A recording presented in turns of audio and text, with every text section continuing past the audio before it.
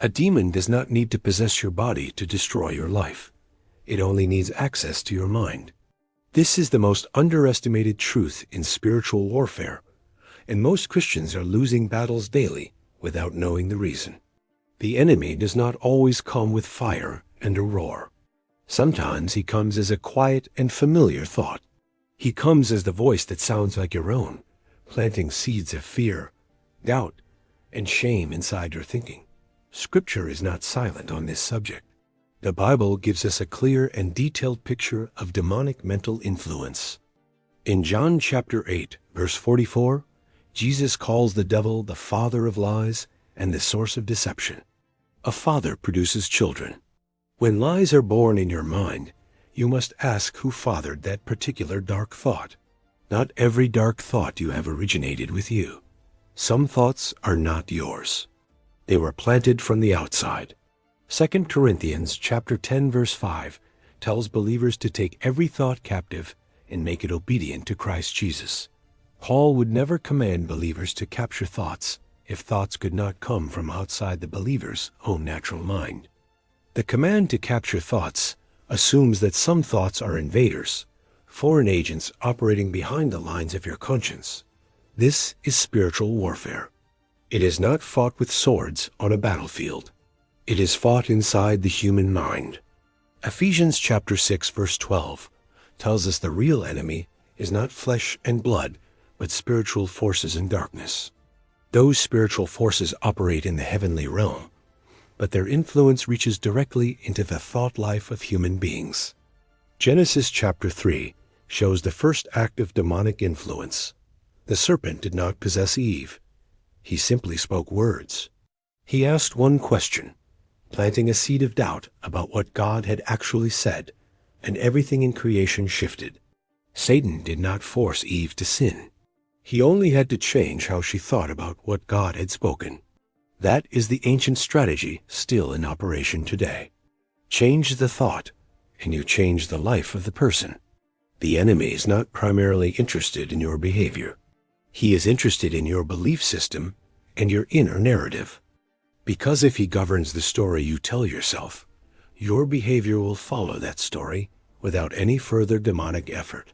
Proverbs chapter 23 verse 7 declares that as a man thinks in his heart, so he becomes in life. The enemy has read that verse.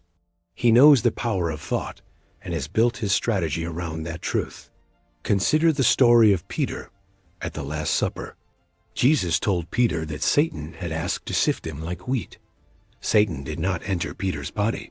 Satan targeted Peter's mind, his faith, his courage, and his sense of spiritual identity.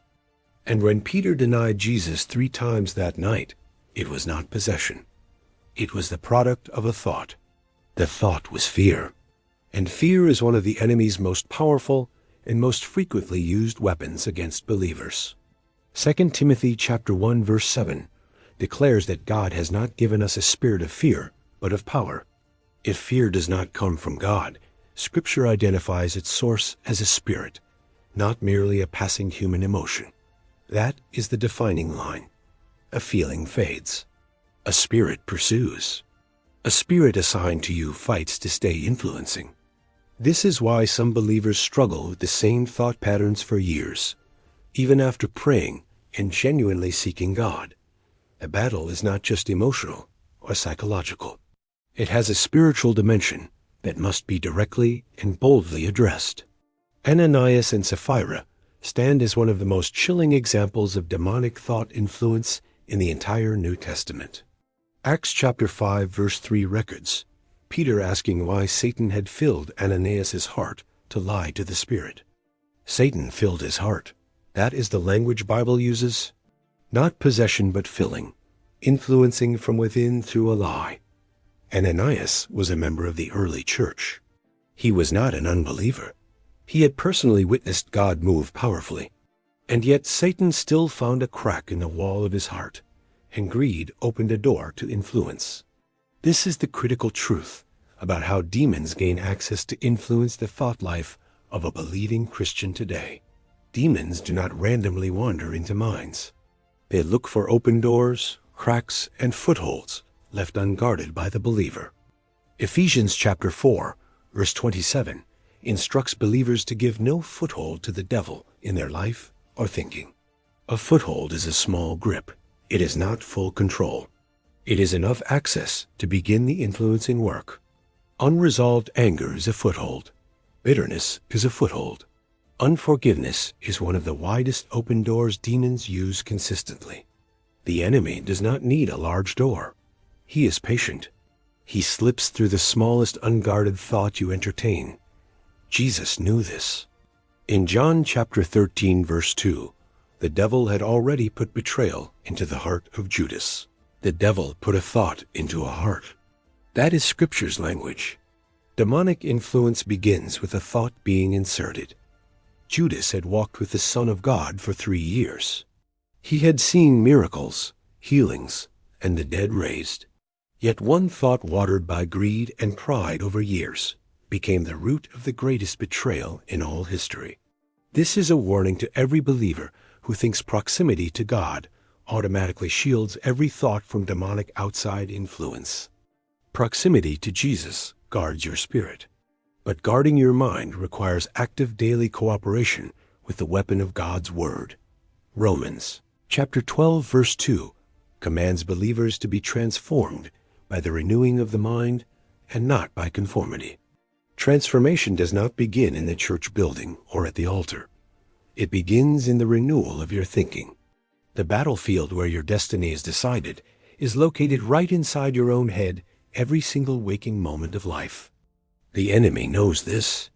He assigns thoughts, narratives, and voices to that space with deliberate and carefully calculated dark intention. He whispers that you are not forgiven.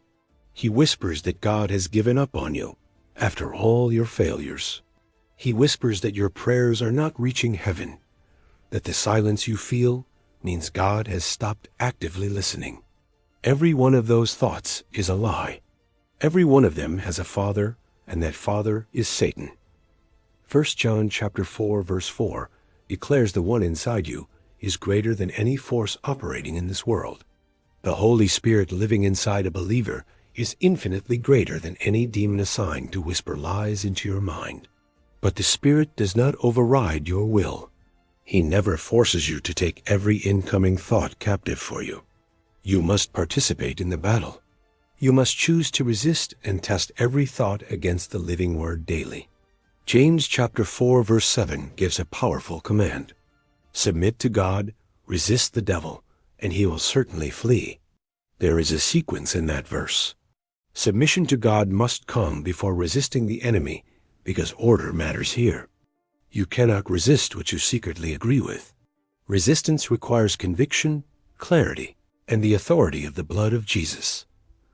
Revelation chapter 12, verse 11 tells us believers overcome the enemy by the blood of the Lamb and their testimony. The blood of Jesus does not just cover your sin. It carries authority over every thought the enemy tries planting. When you plead the blood over your mind, you are wielding the most powerful weapon available to any human being. Hebrews chapter 4, verse 12 says the Word of God is living, active, and sharper than any double-edged sword. That Word is the weapon designed for this battle. It divides what is of the Spirit from what is demonic. When Jesus was tempted in the wilderness in Matthew chapter 4, he did not debate Satan. He declared the Word. 3 times the enemy came with a thought, a suggestion, a temptation.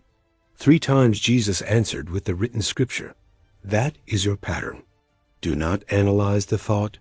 Do not entertain it. Declare the Word of God against it. Philippians chapter 4, verse 8 tells believers to think on things that are true, noble, right, pure, lovely, and admirable.